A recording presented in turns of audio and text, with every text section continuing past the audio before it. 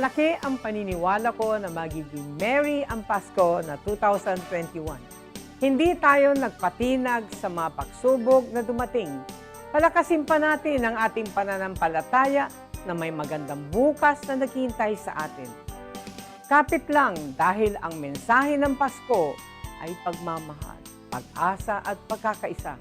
Ito po si Belen Fernandez na bumabati ng Merry Christmas po, Pinablin Dagupen.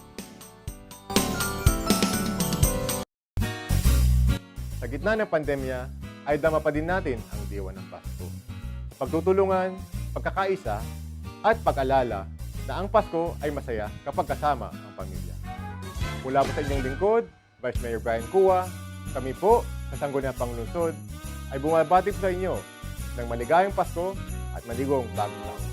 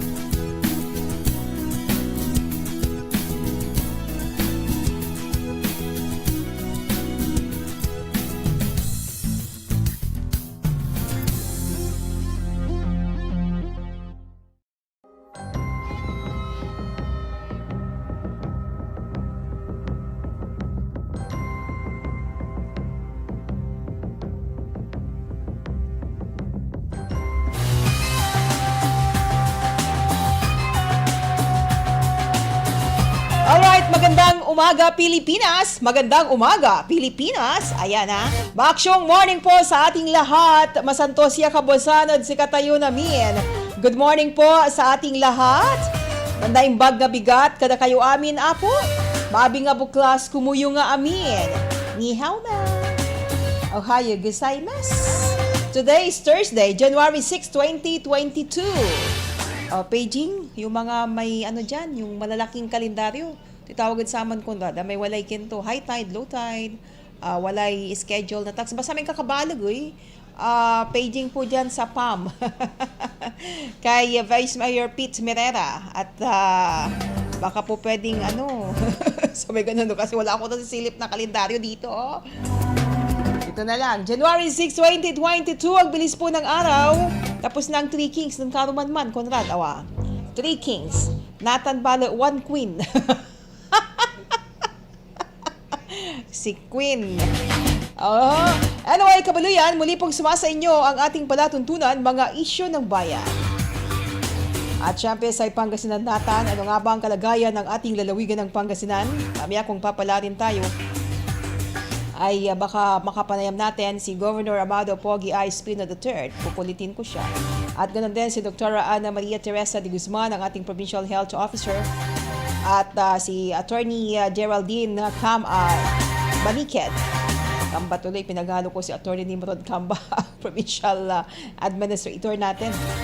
At ganoon din si Attorney Geraldine Prettiness Ever Baniked, ang ating Provincial Legal Officer. Hello, Madam Prettiness Ever. Love you. Alam ko naman nakikinig ka. Baka pwede mo kami i-update. Na-interview na siya kahapon ni Action Joel. Baka may update po ngayon. Ito lang tsaka gusto lang natin maging specific ang tanong.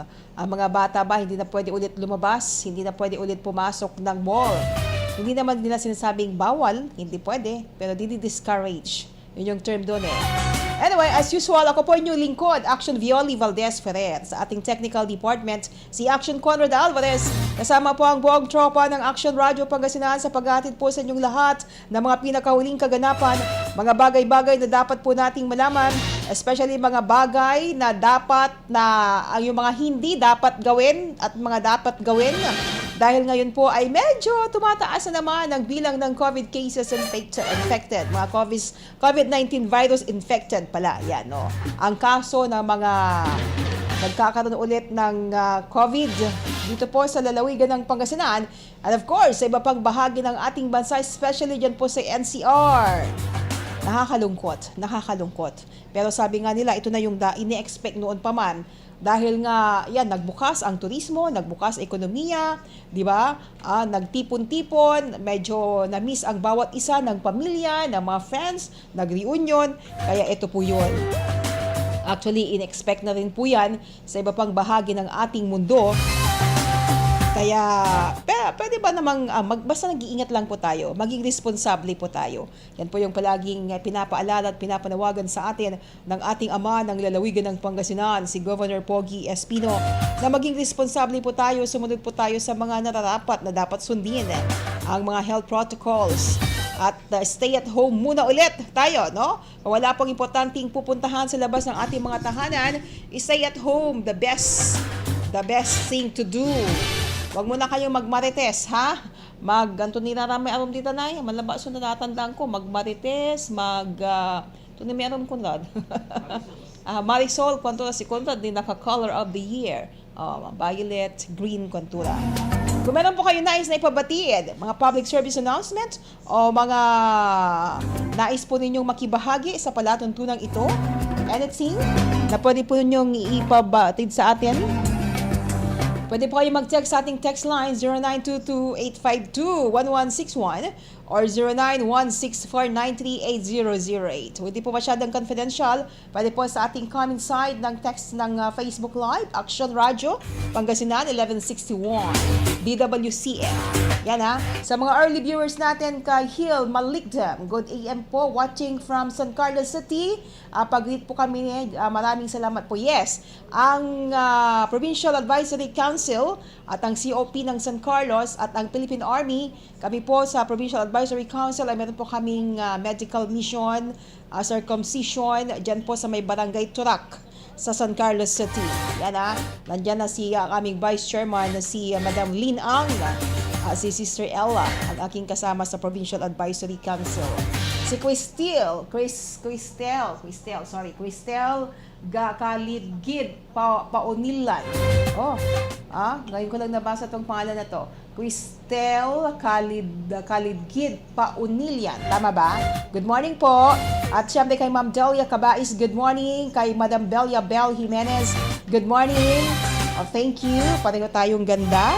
At sa iba pa mga viewers natin, early viewers natin at early listeners natin, magandang umaga po sa inyong lahat. Sabi ko sa inyo ang ating Madam Prettiness Ever na si Attorney Dindin.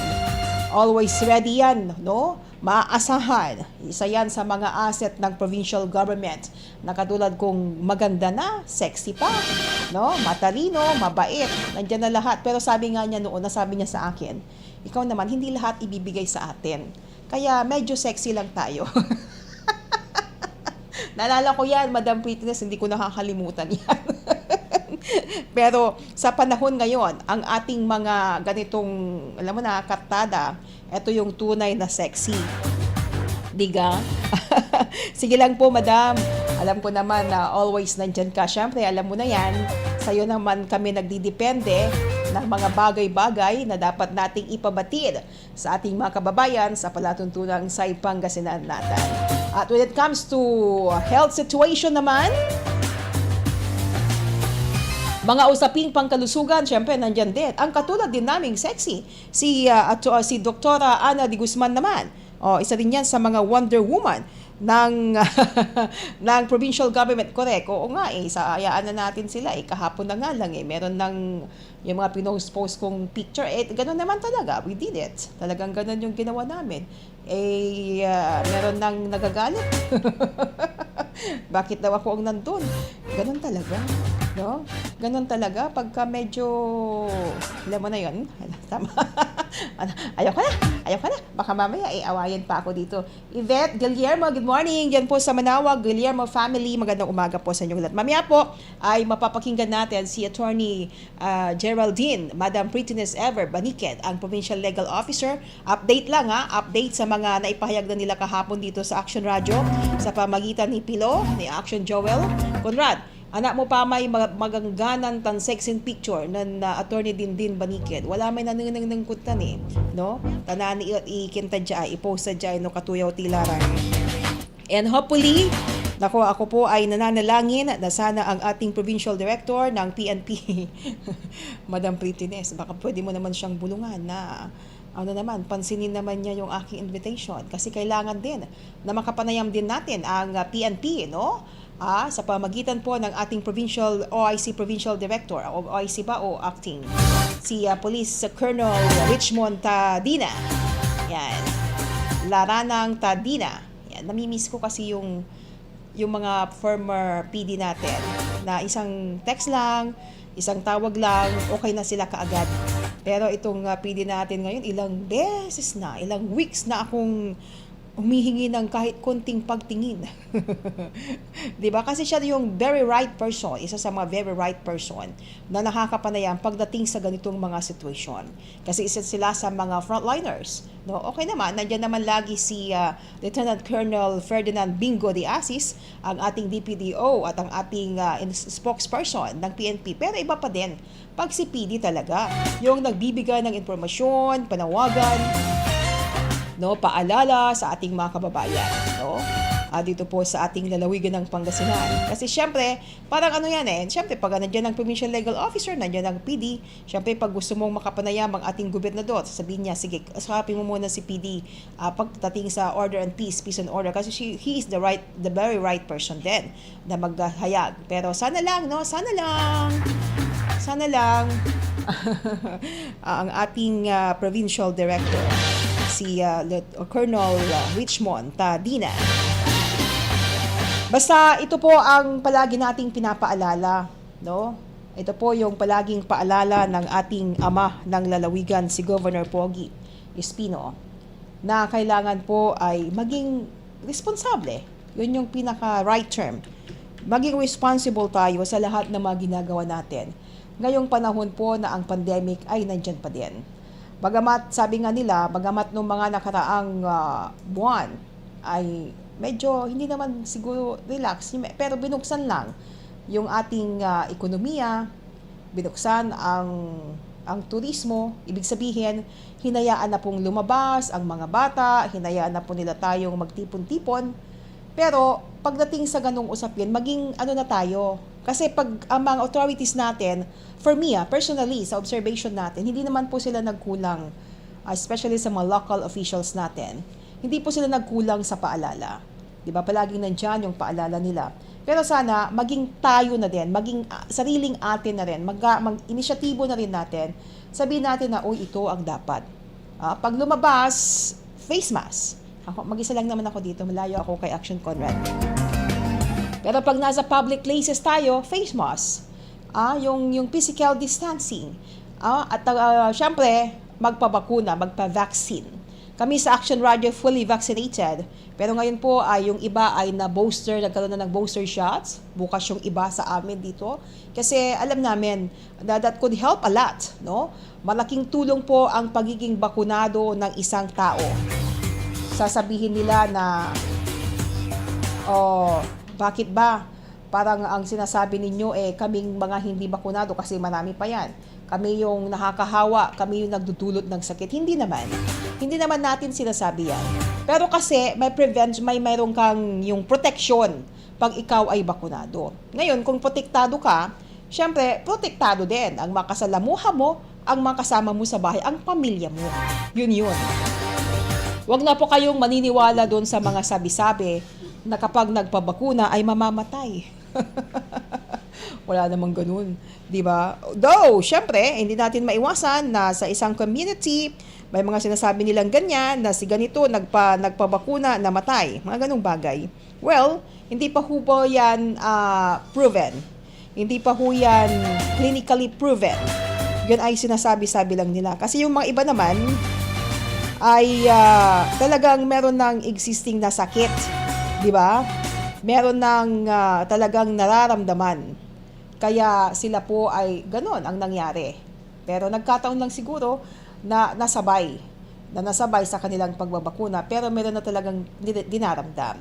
Meron na talagang sakit. Ganon po yun. Pero again, base po sa observation natin at tayo mismo, personal experience, na tayo po ay protektado kapag meron po tayong bakuna o nabakunahan na po tayo. Di po ba?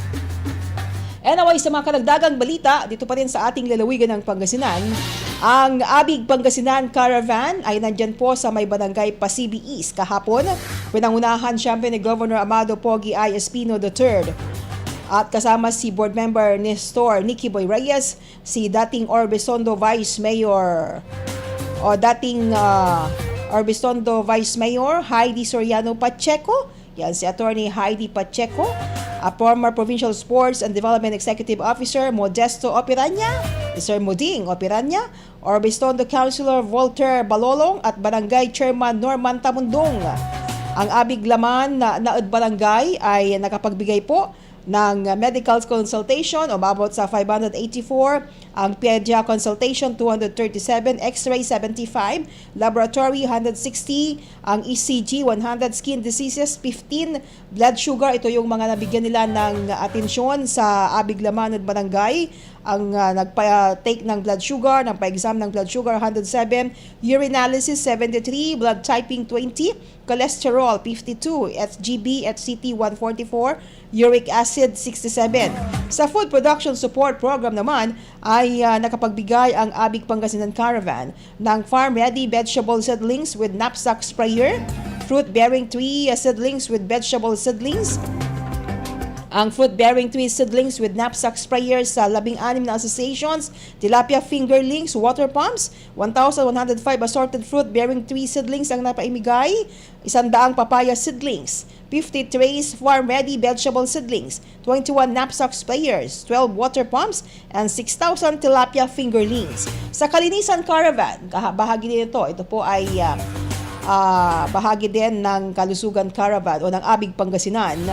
Sa Kalinisan Caravan naman, 1,210.5 kilos of plastic waste ang nakolekta. No? At kapalit po niyan ay 24,143 pesos worth of groceries with him ang naipalit doon sa mga plastic na yun na naipalit nila na bahagi yun ng paglilinis. Imagine mo yan, wala ng basura, plastic, pinupulot, tapos magkakaroon pa ng kapalit na para sa kabuhayan. At Kabuhayan Palengke Caravan, 37 participating vendors, 82,226 pesos worth produce purchase ang na-purchase ng provincial government. Karagdagang pangkabuhayan cash for work, 15 miyembro ng vulnerable sectors mula sa Orbistondo ang natulungan, tulong sa pagsasanay at trabaho, livelihood assistance program, veterinary medical mission para sa mga alagang hayop, environment protection, at isang unit ng grass cutter each ng Barangay Pasibi Bitwag Elementary School. Yan po mga kaibigan ang serbisyong naibigay at ihinatid ng Abig Pangasinan sa kanilang isinagawang caravan kahapon yan po sa may Barangay Pasibi East sa bayan po ng Orbistondo na pinangunahan ni Governor Pogi Espino. Ang balitang ito ay hatid sa inyo ng Centrum Silver Advance. Para sa extra resistensya at proteksyong pangbuong katawan para sa edad 50 pataas, take Centrum Silver Advance everyday. Alright, so yan po, thank you so much, no? Governor Pogi, kay Board Member Nikki Boy Reyes, kay Dr. Ana, at syempre kay Attorney Geraldine Baniqued, sa lahat po ng mga department heads ng provincial government, sa lahat po ng mga empleyado ng provincial government. No, nandiyan din si Attorney Heidi Pacheco, Attorney Heidi Soriano Pacheco ng 2nd District ng Pangasinan. Nandiyan si Modisto Moding Operanya ng Orbistondo. Ay mga yan ay katuwang, syempre lahat po ng mga provincial government o employees, sabi ko nga, na tumutulong sa mga iba't ibang proyekto para po makapagbigay ng tunay na serbisyo sa ating mga kababayan sa lalawigan ng Pangasinan. Maraming salamat po sa inyo. Sana po tayo mga Pangasinense, gawin din natin ang ating papel. We have to do our share, no? Hindi lamang po natin hinihingi at inihintay what can the government do for us, pero kailangan isipin din natin what can we do for the government para po sa kabutihan at kaigihan ng kabuhayan ng lahat. Magpapatuloy po tayo, we got 15 minutes, makaran po ang alas 8 ng umaga. Oras ay hatid sa inyo ng Centrum Silver Advance.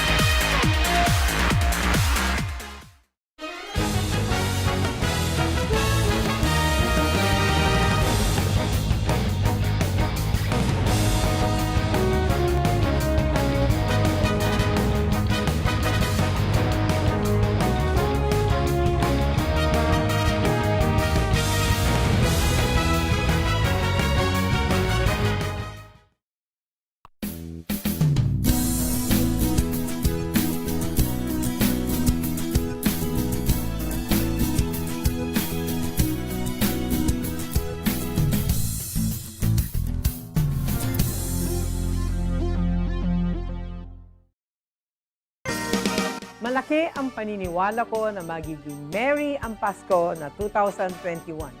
Hindi tayo nagpatinag sa mga pagsubok na dumating. Palakasin pa natin ang ating pananampalataya na may magandang bukas na naghihintay sa atin. Kapit lang dahil ang mensahe ng Pasko ay pagmamahal, pag-asa at pagkakaisa. Ito po si Belen Fernandez na bumabati ng Merry Christmas po, Pinablin Dagupen. Sa gitna ng pandemya, ay dama pa din natin ang diwa ng Pasko. Pagtutulungan, pagkakaisa, at pag-alala na ang Pasko ay masaya kapag kasama ang pamilya. Mula po sa inyong lingkod, Vice Mayor Brian Cua, kami po sa Sangguniang Panglungsod ay bumabati po sa inyo ng maligayang Pasko at maligong bagong taon.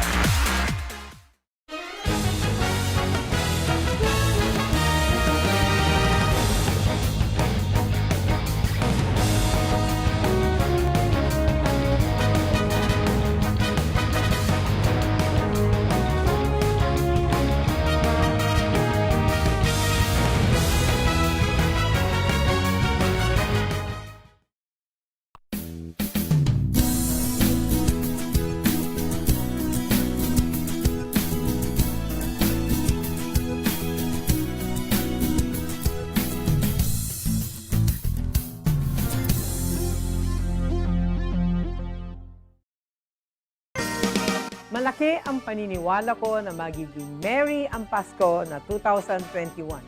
Hindi tayo nagpatinag sa mga pagsubok na dumating. Palakasin.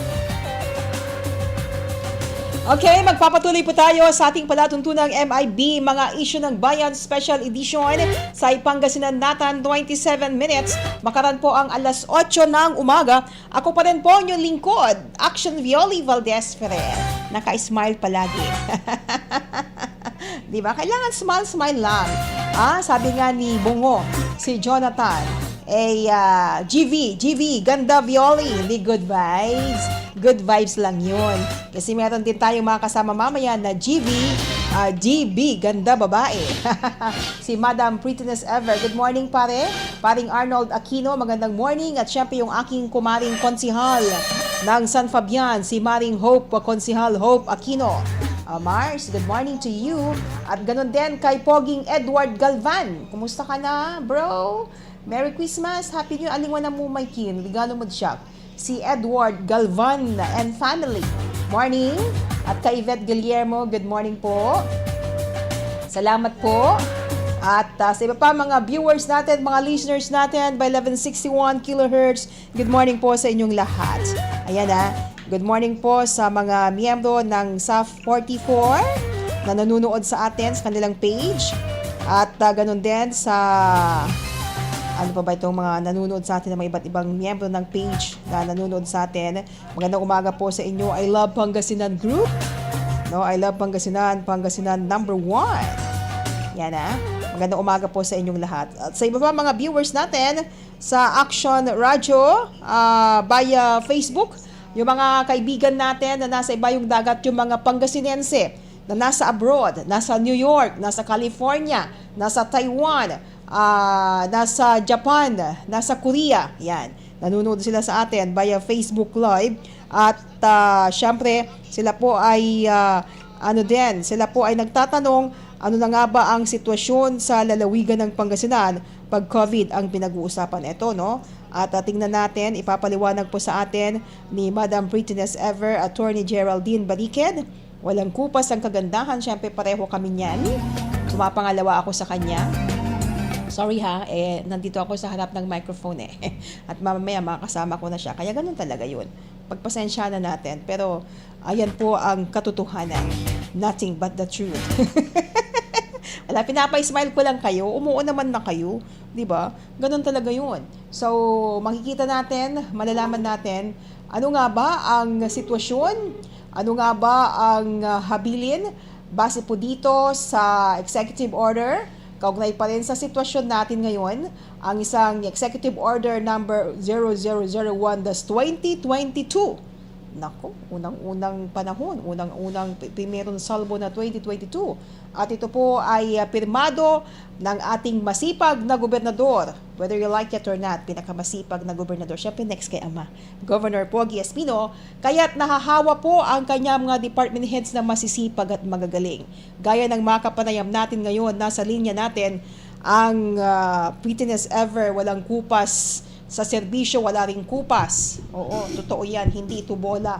Pero anytime, anywhere, maasahan natin. Provincial Legal Officer, Madam Prettiness Ever, Attorney Geraldine Bariken. Hello, ma'am. Good morning. Happy New Year. Ma'am? Hello po at Happy New Year, Violi, at saka syempre sa lahat ng ating mga tagapakinig. Sabi nga, Action Radio. thank you po. Sabi nila, ang umaga natin ay GV at GB. Ganda Violi at ganda babae ang in-interview. Pero good vibes. Opo, kahit na with the situation, ito nga, tinitingnan ko, attorney, yung ngayon, situation. Medyo tumaas na naman, po. So, pwede po bang ipaliwanag natin sa ating mga kababayan etong executive order na pirmado na ng ating gobernador na ipapairal po dito sa lalawigan ng Pangasinan, ma'am? Opo. Ito po nga yung nabanggit ko kanina, itong Opo. pinakaunang executive order na nailabas ngayong 2022. Mhm. Ito ay yung implementing preventive measures against the threat of the COVID-19 Omicron variant, no? Okay, ma'am.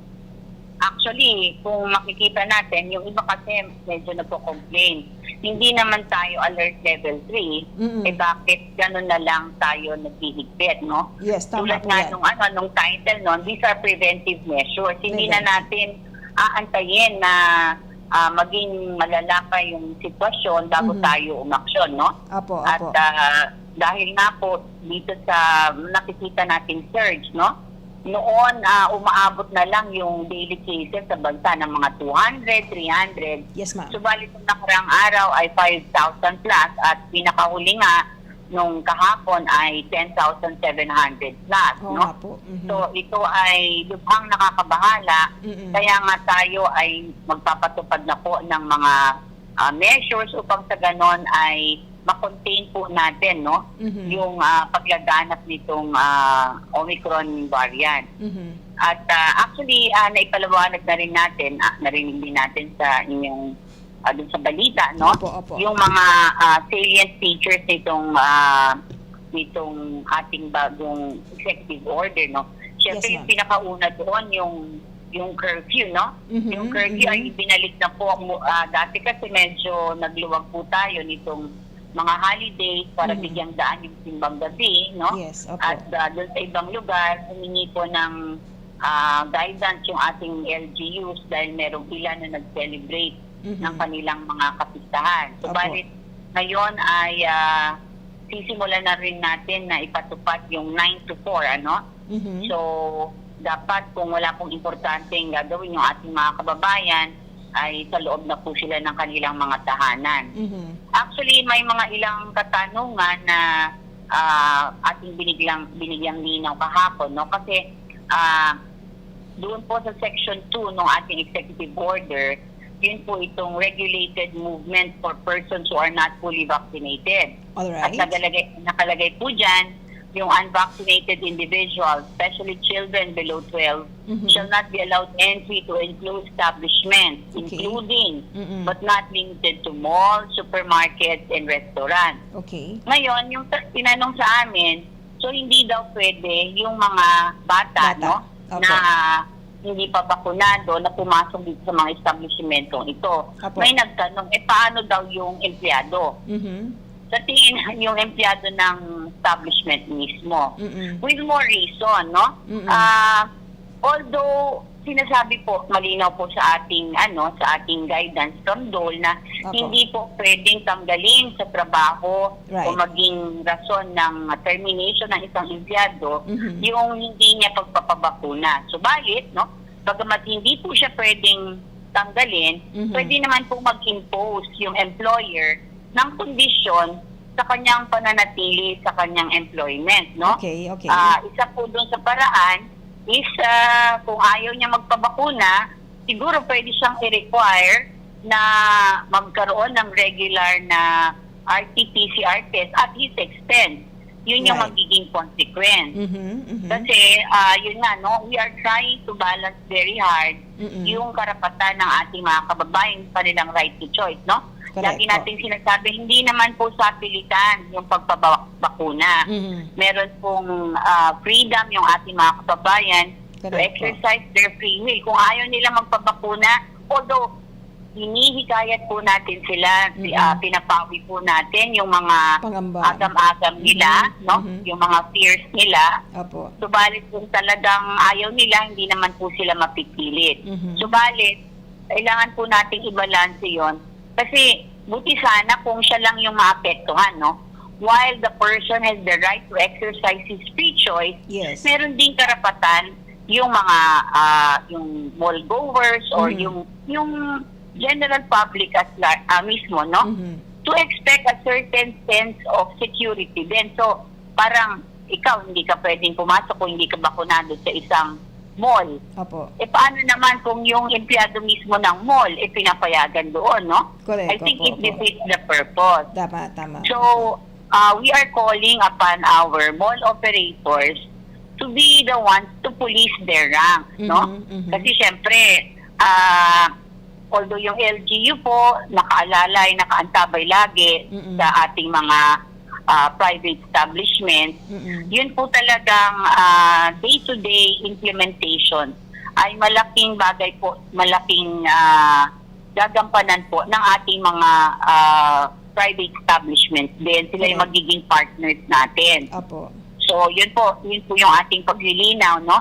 Hindi po sa pilitan, no? Yung mga empleyado hindi naman matatanggal sa trabaho kung ayaw nila. Mhm. Subalit as a consequence doon sa hindi kasi ngayon actually dati ang problema natin is kulang yung supply ng bakuna kaya sabihin nila hindi pa kami nakapagpabakuna dahil wala pang bakuna. Apo. Subalit ngayon that's no longer the issue, Opo, no? bastante na. Oh, Makikita anywhere. natin ang dami na ng ating mga bakuna sa Opo. mga LGUs, Mhm. sa mga hospitals. And dati-dati hindi ka pwedeng magpabakuna kung hindi ka doon resident. Mhm. Subalit ngayon, kahit na pinapayagan na rin, no? Mga Opo. kapitbahay ka kung Tama. medyo kaunti yung bakuna sa iyong LGU, Mhm. pwede kang i-accommodate sa ibang LGU. So, hindi na po rason yung kakulangan ng supply ng bakuna. Correct po yan. Subalit, yun nga, they also have to be responsible na kung ayaw nilang magpabakuna, they have to know the consequences Mhm. nung hindi nila pagpapabakuna. Tama. Kung i-require ng employer nila na regular silang magpa-RT-PCR, Mhm. and they have to shoulder that at their own expense. No? Correct po. Apo. Mhm. Opo. So, Yun din po we would like to clarify also, yung restriction ng travel to and from Metro Manila, Yun. hindi naman po tayo yung nag-impose nito. okay. Ito ay complementary lang po doon sa ipinapatupad ng MMDA. Okay. Kasi, sabi ng MMDA, bawal lumabas yung mga unvaccinated individuals Mhm. sa kanilang mga tahanan except for emergency medical or humanitarian reasons. Ano po? Okay. Opo, opo. Ngayon, alam naman natin na napakahirap i-implement yan dahil napakalaki din ng populasyon at ng area ng Metro Manila. Mhm. So, in order to complement yung kanilang measures doon, hindi rin kasi kahit na bawalan sila, kung may makalusot, tapos papayagan nating makapasok, marami pa rin magtitake chance. Correct po. So ito po, to complement their effort, hindi sila pwedeng lumabas at sakaling may nakalusot at Mhm. magbakasakali, hindi rin natin papapasukin dito sa ating lalawigan. Tama po. Opo. So, eto naman, attorney, ang unang-unang tanong din kasi panahon ng piyesta, barangay piyesta, municipal piyesta, town piyesta, ano po yung magiging guidelines natin dito? Actually, meron po tayong Provincial Resolution 3146 of 2020. Apo. Ito po ay yung dinidiscourage po ang ating mga LGUs from conducting events that tend to cause mass gathering tulad po ng fiesta, Apo. yung mga activities ng Sangguniang Kabataan, Mhm. community dances, ibang mga baili, no? Mhm. Yung mga basketball tournaments, no? Bagamat ito po, hindi po ito, wala pong punitive measure ito dahil lang to highly discouraging. Ano po? Mhm. We are actually asking our component LGUs Mhm. to pass their own measures Apo. para po malimitahan o ma-regulate yung mga mass gathering talaga, no? Alam natin talagang panahon na nga po ng kapiestahan, no? Apo. But we hope that our LGUs will take the lead, no? And in preventing yung spread talaga nitong Omicron variant. Yes. Kaya sana and halimbawang hindi nila mapigilan yung pag-conduct ng mga meetings, Apo. stricto pa rin nilang ipatupad yung operational capacity ng venue. Mhm. For indoors, dapat hindi po mag-exceed ng 50%. At saka kapag outdoors, hindi po dapat mag-exceed ng 70%. Mhm. So, actually si Governor po, nung nag-meeting po tayo nung isang araw, he was very alarmed and very concerned dahil may nadaanan po siya na yung mga peryahan talagang sobrang dami ng tao, no? And sabi niya, ito ay nakakabahala dahil mukhang nakalimutan ng mga tao yung kanilang yung physical distancing, puro pagsasaya ang naisip natin. And dahil nga po sa ating kapabayaan, doon sa ating laxity, nakikita na natin yung epekto, no? Nagdoble agad, lumobo agad yung cases natin ng Ay, nako. Sorry, ma'am. Sorry, naputol. Wait lang, ha.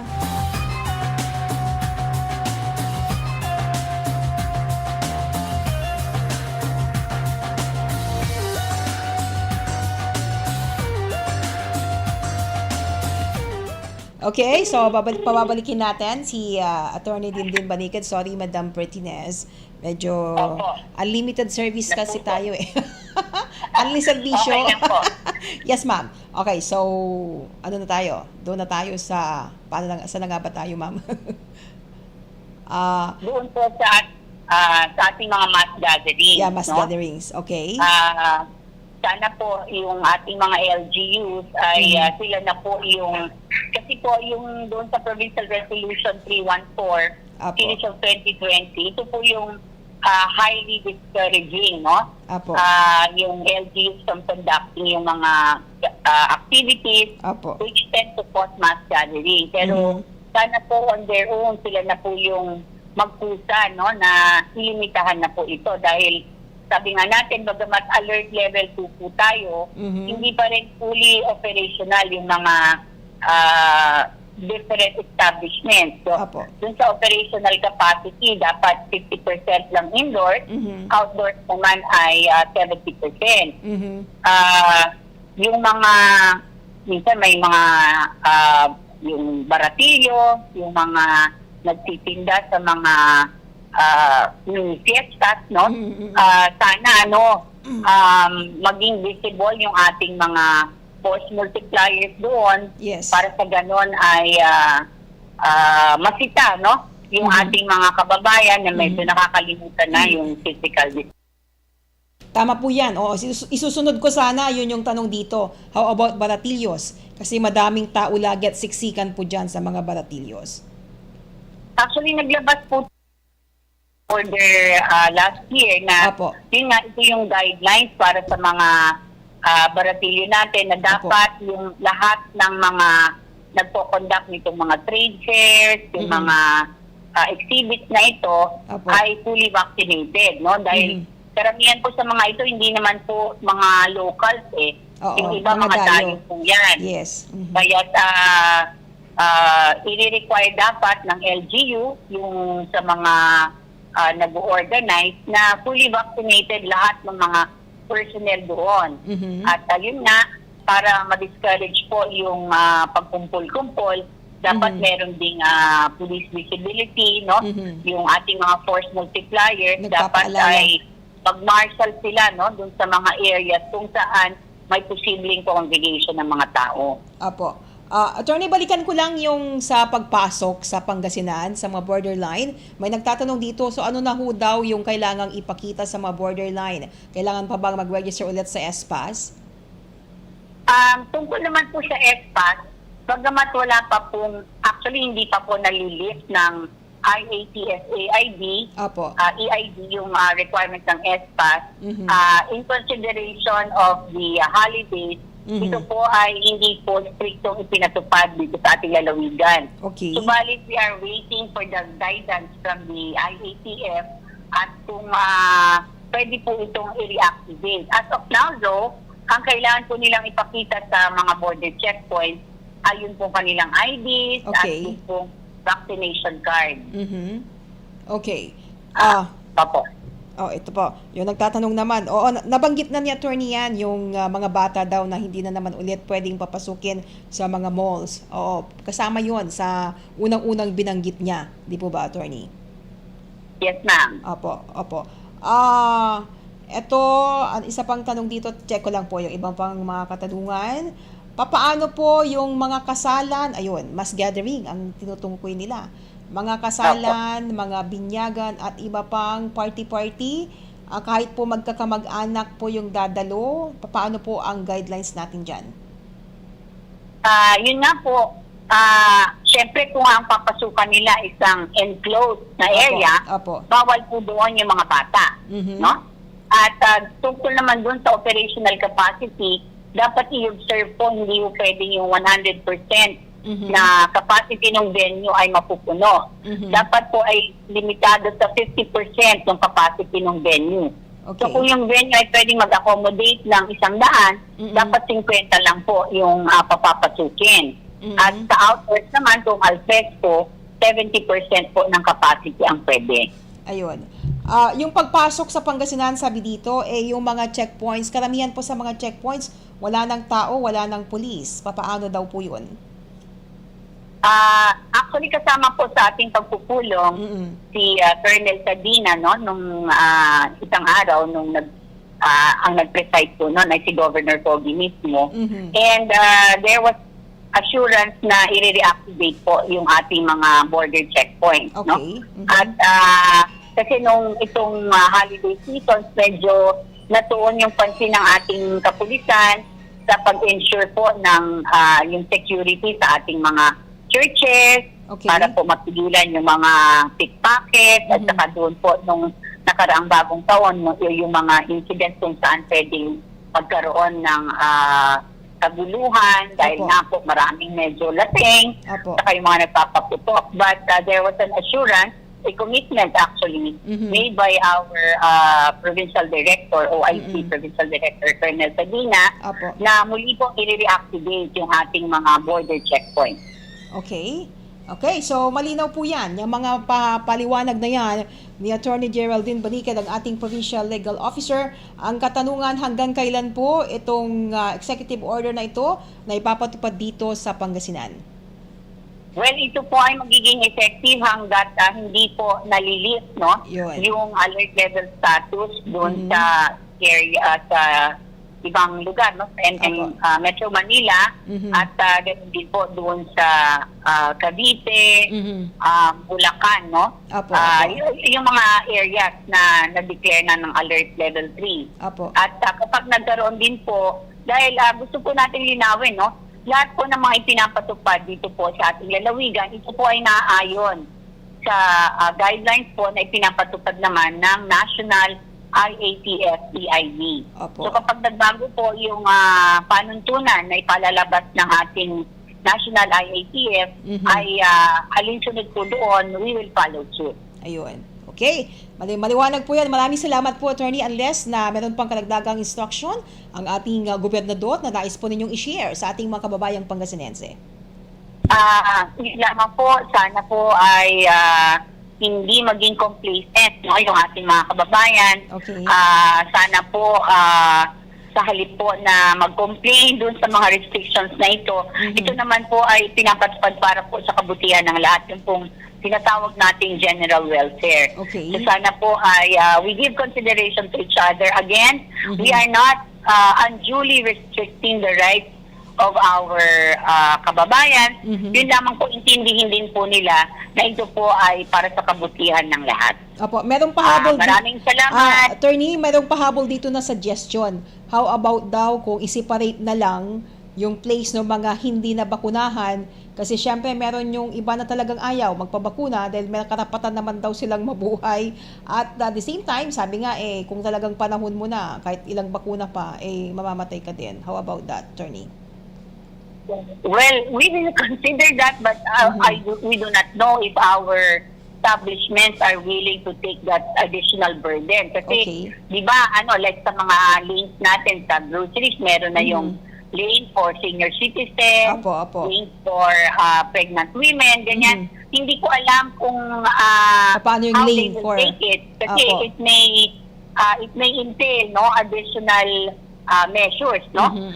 Ang sa atin lang naman ay yung general welfare, which sabihin nun, there may be some rights which may be restricted but not unreasonably restricted. Kasi po, nakalagay naman po sa batas natin yan na yung kabutihan ng mas marami, yun po yung ating kailangang intindihin at bigyang pansin. Okay, so ito po, may karagdagan pa pong katanungan. Sorry, Attorney paano Okay po. nakakatiyak na walang mga persons under quarantine ang lumalabas sa kanilang isolation facilities? Yan, Ano ang mga reklamong pwedeng ipataw sa mga tataka sa quarantine facilities tulad ng ginawa ng Ni Poblacion Poblacion Girl? Girl. O may kulong po Opo, ba na no? pwedeng I think kaharapin? ito ay isang lesson po para sa lahat dahil sa ating pagkakaalam ay sinampahan na po ng kaukulang kaso, no? Yung ating violator nag-skip ng quarantine. Meron po tayong batas, ito po yung RA number 11332, no? Yes. Kung saan pwede po silang i-prosecute doon, no? Okay. Yung pong paglabag doon sa batas na yon, kapag sila po ay nag-skip ng quarantine protocol at yung mas masama po doon ay kung merong mga na-infect dahil po sa kanilang kapabayaan o doon sa kanilang katigasan ng ulo. At meron pa dito may ilang reports na sinasabi na yung mga close contact ni Poblacion Girl ay nagpunta sa La Union para sa isang charity concert at kalaunan ay nag-positive sa COVID. May information po ba kung di umano ay o dumaan ang maito sa Pangasinan at may nakasalamuha? Naku, naman sana. Well, we will trust our PHO on that. Opo, No? opo. Alam niyo po, lagi pong sila ay nagmamasid kung merong mga kailangang i-monitor. No? Yes. Subalit sa ngayon, wala naman pong naiulat na mga yung pagpunta dito sa ating lalawigan. Yun nga po, yung ating sa ating report, nandun po nagpunta sa La Union. Subalit wala pa naman pong balita na sila po ay nagkaroon ng close contact Tama. sa sino man dito sa Pangasinan. Opo. But our PHO will be monitoring that possibility po. Apo, makikibalita na rin tayo kaya Dr. Ana. Thank you so much, Madam Attorney Salamat Geraldine po at Beniquez. Happy New Year po. Happy New Year po. Ingat po Thank kayo. you. Thank you so much. Salamat. Salamat. Okay, yan po mga kaibigan ng ating masipag, magaling at syempre pretty always na Provincial Legal Officer, Attorney Geraldine Dindin Beniquez, na palagi pong nakaalalay, always ready para maghayag po ng mga impormasyon na kailangan nating malaman, no? Again, hindi po ito nanggagaling sa provincial government. Pero ang lahat po ng pinahayag nila ay base po sa National IATF. Kung ano po yung guidelines, kung ano po yung mga pinapairal na dapat sundin ng National IATF ay dyan po ibinabase ng Provincial IATF at ipinapasa at yan po yung ini-implement na executive order dito po sa ating lalawigan ng Pangasinan. We got 6 minutes more to go bago ganap na mag-alas 9 ng umaga. Ang balitang ito ay atid sa inyo ng Downy. Magbangong buhay na. Enjoy the tag-init minus ang heat with Downy Antibac. Oras ay atid sa inyo ng Downy. Magbangong buhay na. Enjoy the tag-init minus ang heat with Downy Antibac. Para at kawis sa kabloom at balingit, salin nyo sa Charm Fabric Conditioner. Charm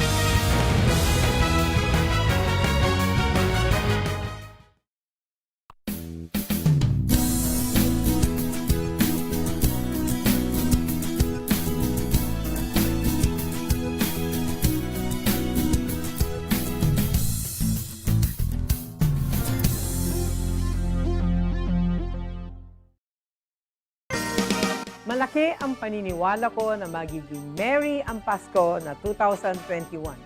Hindi tayo nagpatinag sa mga pagsubok na dumating. Palakasin pa natin ang ating pananampalataya na may magandang bukas na naghihintay sa atin. Kapit lang dahil ang mensahe ng Pasko ay pagmamahal, pag-asa at pagkakaisa. Ito po si Belen Fernandez na bumabati ng Merry Christmas po, Pinablin Dagupen. Sa gitna ng pandemya, ay dama pa din natin ang diwa ng Pasko. Pagtutulungan, pagkakaisa, at pag-alala na ang Pasko ay masaya kapag kasama ang pamilya. Mula po sa inyong lingkod, Vice Mayor Brian Cua, kami po sa Sangguniang Panglungsod ay bumabati po sa inyo ng maligayang Pasko at maligong bagong taon.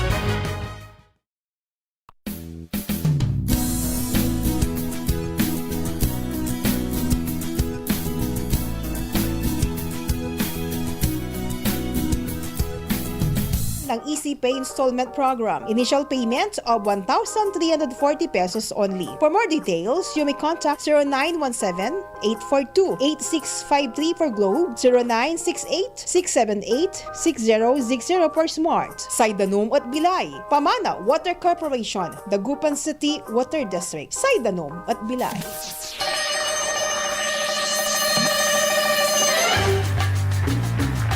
Alright, ay naku, alas 9 pasado na pala. May utang na ulit ako kay Action Dab ng 5 minutes, no? Anyway, magpapatuloy po tayo. Kukontakin ko lang sana si Dr. Ana D. Guzman, ang ating Provincial Health Officer. Good morning, Mother ko, Mother Helen Bernardo. Miss you po. At syempre kay Father Rafi. And good morning, Brother Rocky Rakis. At syempre sa aking mabango at mabait na sister. Yan, si Sister Malu. Morning po. At syempre kay Sister Ella Mendoza.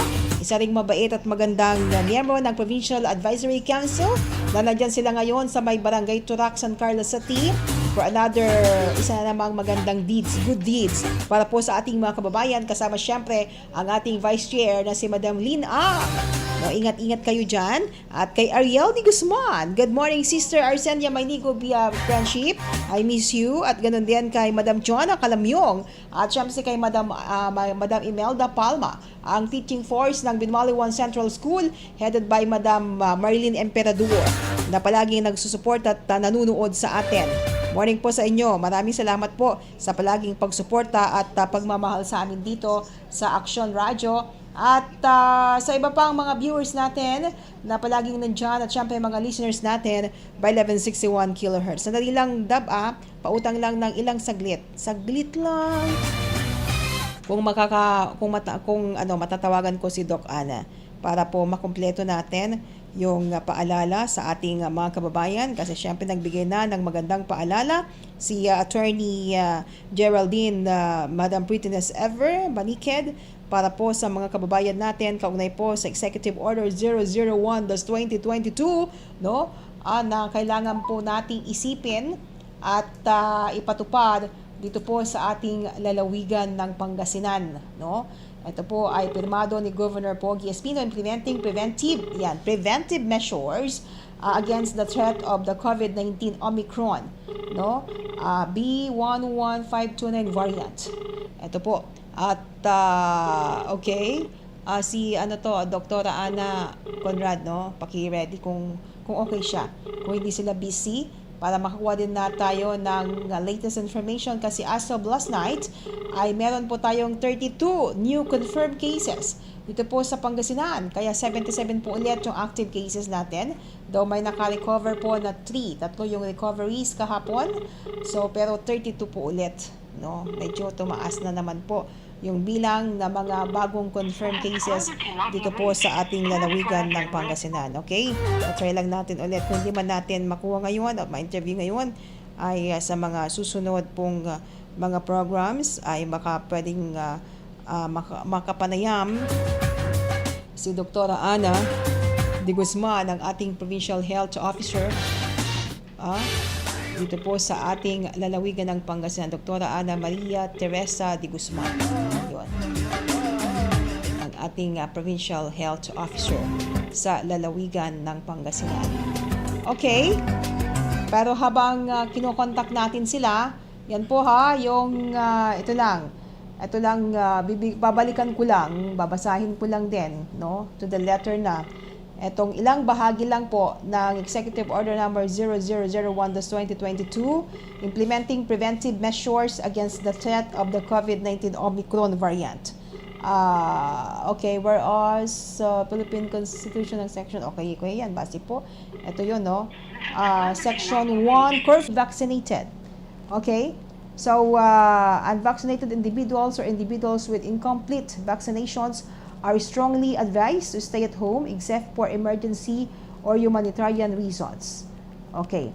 Unvaccinated individuals, especially children below 12 years old, shall not be allowed entry to indoors or to enclosed establishments, including but not limited to malls, supermarkets, and restaurants.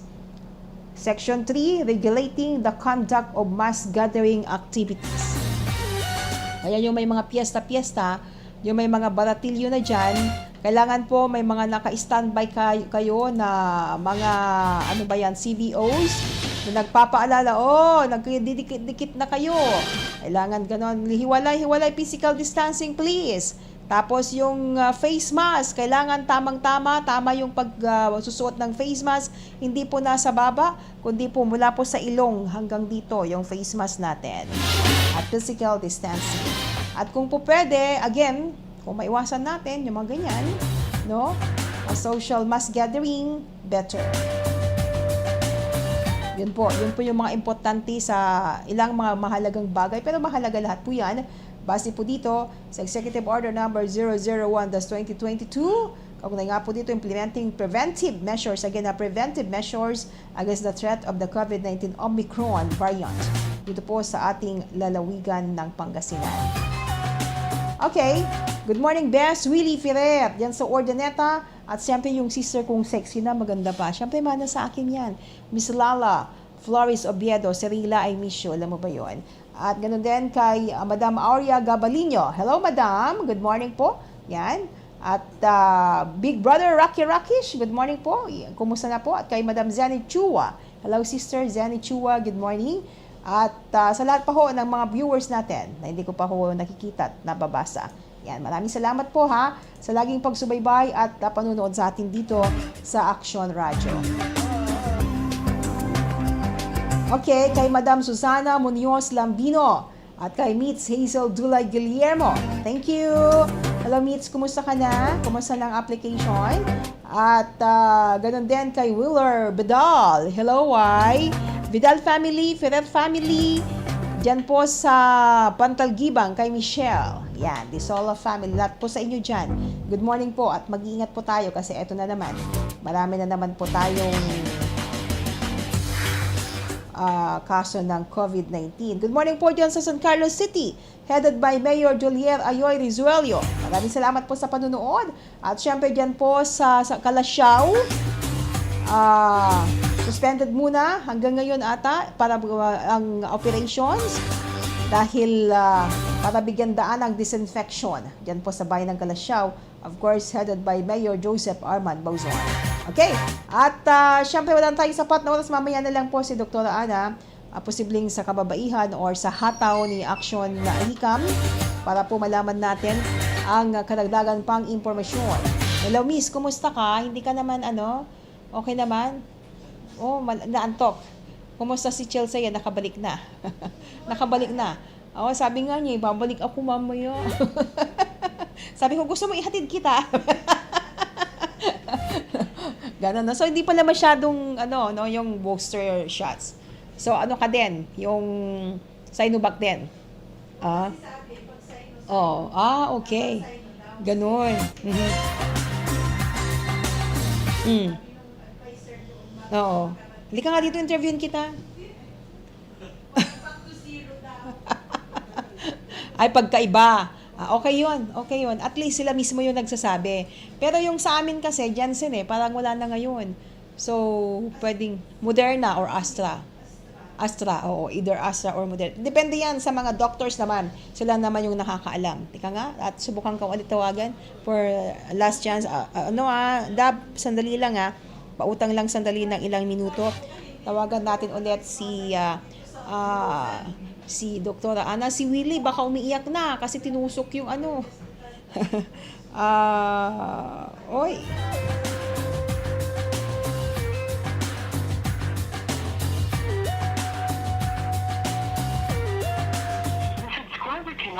Ay nako, nasa meeting siya for sure. Okay, yung mga hindi pa vaccinated mga teachers, kailangan nagpapa-vaccine din kayo.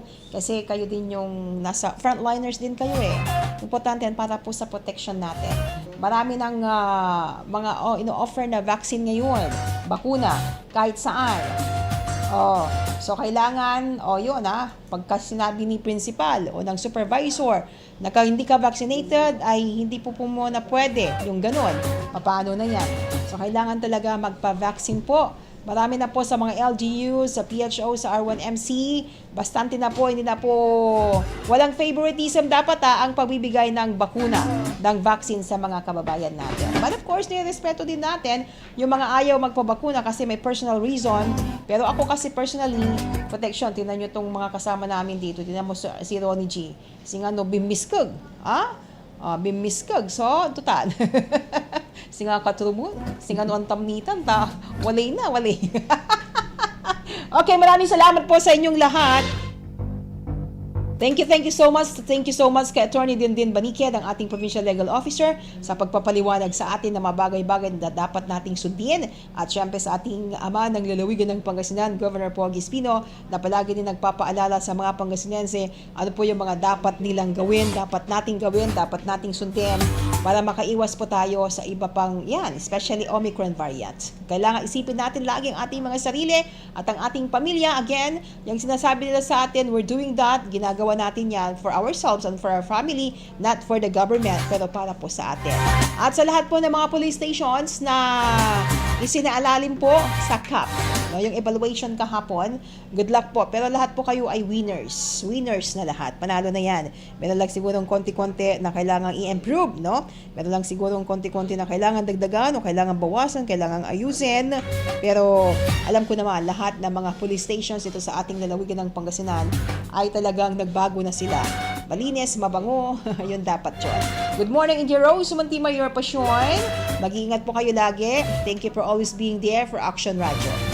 Maraming salamat po again sa lahat ng mga viewers, sa lahat ng mga listeners natin by 1161 kHz. Maraming salamat po, Kuya Romeo Balduesa Ferrer. Kumusta po kayo? Maraming salamat po. At ganun din kay ayan, okay. Yan po sa may Sual. Okay, mga viewers natin sa bayan ng Sual. Good morning, headed by Mayor Dong Kalugay ng Sual. Maraming salamat po sa palaging panunood sa amin dito sa Action Radio. Thank you. Nakasama natin sa Technical Department si Action Conrad Alvarez. Ang tabayanan po ninyo si Action Dab Tibakay sa kanyang kababaihan in Action. Mamayang 10 o'clock ang Hataw ni Action Nahikam. At iba pa mga programa po palatuntunan ng Action Radio Pangasinan. Ako po inyong lingkod, Action Violi Valdez Ferrer. Una sa aksyon, una sa balita. Dito po sa Action Radio Pangasinan. Sama-sama tayo, Pilipino!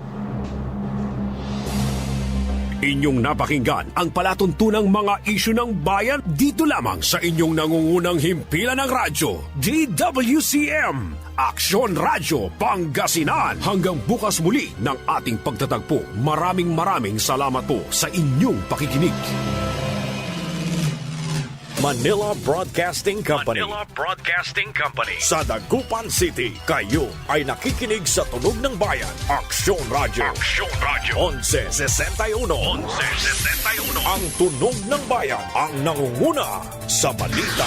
Aksyon Radio. Issue at komentaryo. Aksyon Radio. Musika at showbiz. Aksyon Radio. At sa serbisyo publiko. Aksyon Radio. Ang Tunog ng Bayan. Ang nangunguna. Ang Tunog ng Bayan. Aksyon Radio. Aksyon Radio. 1161.